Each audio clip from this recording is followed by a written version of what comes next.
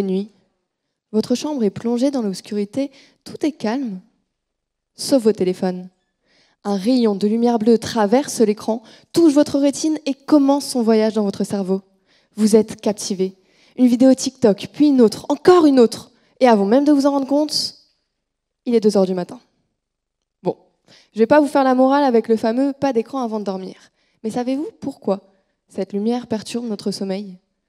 Eh bien, tout d'abord, la lumière bleue ne vient pas seulement de nos écrans. Elle est aussi naturellement présente dans les rayons du soleil. Et elle a un rôle bien précis.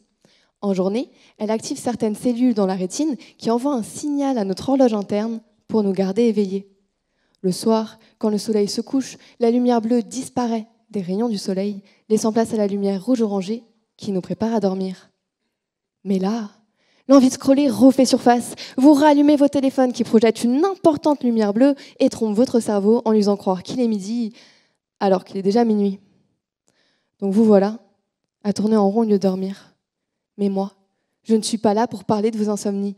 Ce qui m'intrigue, c'est que ces cellules dans la rétine, elles mènent une double vie.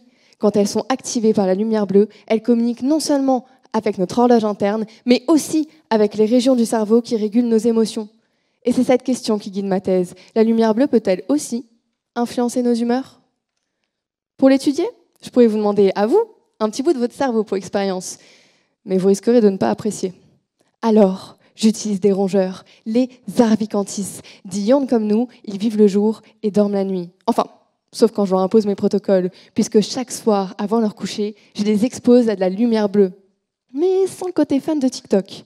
Ensuite, j'analyse tout de leur comportement. Sont-ils plus stressés, anxieux, dépressifs ? Bah oui, ils ne peuvent pas me le dire directement. Alors, j'effectue une batterie de tests. L'un des plus révélateurs, le test de préférence au sucrose. C'est simple. Je leur laisse le choix entre une boisson sucrée et de l'eau. Habituellement, ils se ruent sur le sucre. Mais si, contre toute attente, ils préfèrent l'eau et se désintéressent du sucre, c'est un signe d'apathie ou perte de plaisir, un symptôme clé de la dépression. Résultat, la lumière bleue, elle semble pas provoquer de signes clairs de dépression. Mais je me demande, et si, depuis le début, on posait la mauvaise question ? Voilà mon hypothèse. La lumière bleue, à elle seule, ne suffit pas à provoquer une dépression, mais elle pourrait agir comme un amplificateur. Elle ne créerait pas le trouble, mais elle pourrait bien le rendre plus intense. C'est ce que je compte bien découvrir. En attendant, ce soir, quand il fera nuit et que tout sera calme, que choisirez-vous ? La lumière bleue de votre téléphone ou la nuit noire de votre chambre ?